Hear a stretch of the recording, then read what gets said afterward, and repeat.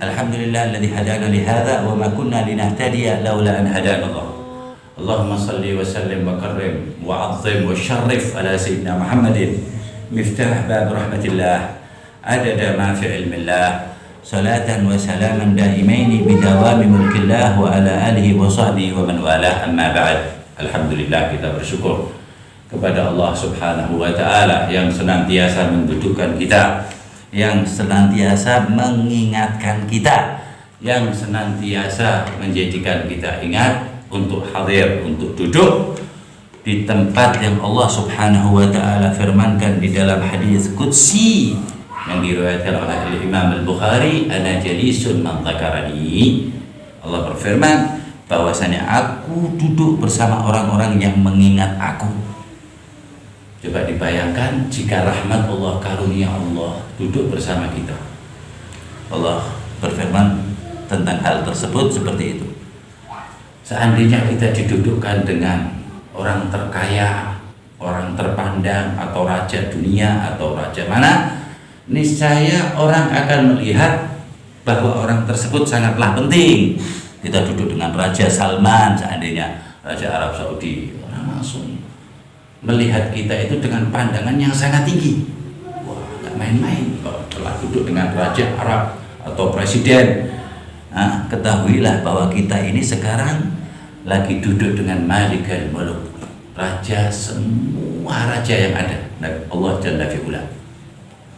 Kita paling tinggi kastanya di dunia ini ketika kita dan hati kita, jiwa kita, pikiran kita ada di tempat mengingat Allah. Sebab Allahnya duduk di sini, bukan Allah berarti bedanya Allah karena SPD, wujudnya Allah bukan.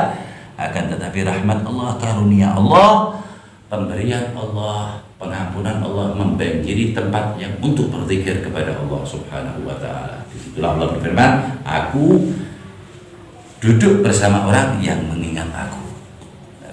Dengan tata cara masing-masing yang sama dengannya mengingat Allah, ya, maka tempat itu tergolong zakir, tempat yang untuk berzikir kepada Allah. Tempat yang untuk berzikir kepada Allah Subhanahu wa taala jelaslah manfaat di dunia, ya, menjadi keberkahan di dunia. Tempat tersebut buktinya apa? Nabi Muhammad juga membeda-bedakan tempat.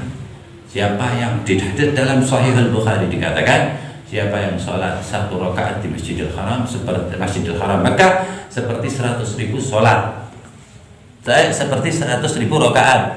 Siapa yang sholat di masjidku ini seperti 1.000 rakaat. Siapa yang sholat di Masjid Palestina atau Masjid Al-Aqsa 500 rakaat. 1 rakaatnya itu dihitung. Berarti kan dibedakan. Tempat itu dibeda-bedakan.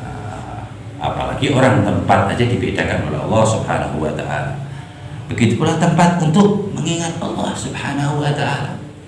Di dunianya sudah dibedakan oleh Allah Subhanahu wa taala. Atharus shalihin wa atharut thalihin. Tempat bekasnya orang soleh itu ditinggikan, dan tempat orang-orang yang thaleh, yang durhaka di ada bekas juga keburukannya. Semua itu pakai athar. Kalau kita ziarah wali Allah, kita bukan mendatangi jasadnya, akan tetapi atharnya, mendatangi akhlaknya, mendatangi rohnya. Nah, disitulah kita mendapat barokah ketika kita berziarah. Begitu pula majalis zikir di dunia ini, tempat yang di dalamnya, rumah yang di dalamnya banyak mengingat Allah, apalagi membaca kalimat kalam Allah Subhanahu wa taala yang sangatlah banyak warat di dalam Al-Qur'annya sendiri dan hadis Rasulullah SAW yang jelas terbukti. Disitulah pentingnya majalis zikir. Ketahuilah, ketika kita berzikir kepada Allah, itu Allah berarti berkehendak untuk berzikir kepada kita. Zikir sama kita.